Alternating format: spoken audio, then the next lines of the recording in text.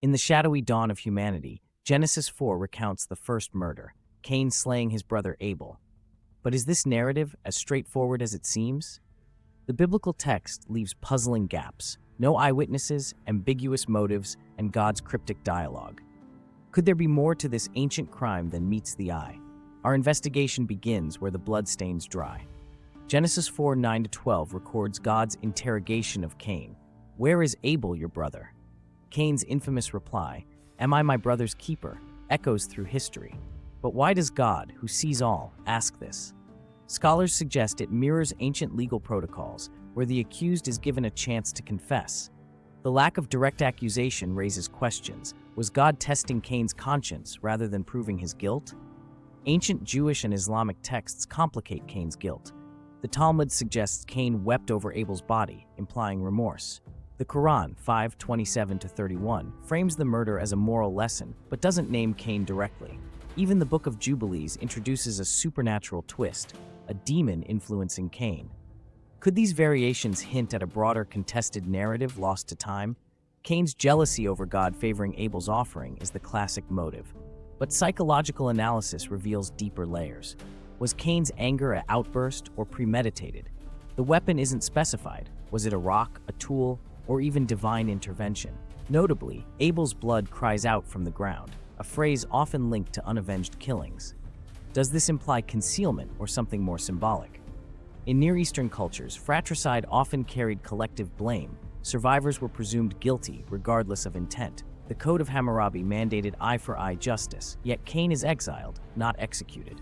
Why? Some scholars argue God's mark on Cain, Genesis 4:15, reflects tribal protection rituals, where outcasts were branded to avoid vengeance. Was Cain's punishment mercy or a darker design? The mark of Cain has been interpreted as a curse, a tattoo, or even a divine safeguard. Early Christian texts, like the Cave of Treasures, describe it as a trembling sign warning others not to kill Cain. If God protected Cain, does that imply his guilt wasn't absolute? Or was the mark a cosmic irony, forcing Cain to live with his sin? The ambiguity fuels debates about divine justice. Abel is often reduced to a passive victim, but ancient texts hint at more. The life of Adam and Eve claims Abel's blood seeped into the earth, poisoning it until the flood. Could Abel's death symbolize humanity's fall as much as Adam's?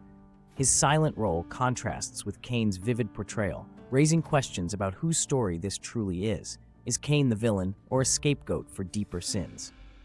Early theologians like Augustine cemented Cain as evil incarnate, linking him to Judas and Satan.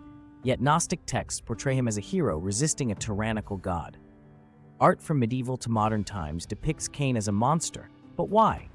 Some argue he became a convenient symbol for society's fears.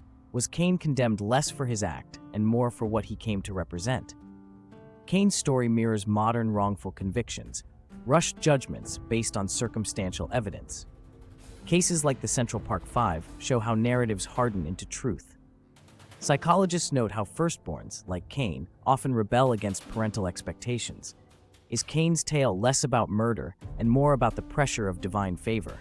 The parallels urge us to question, who decides guilt? After millennia, Cain's guilt remains unproven.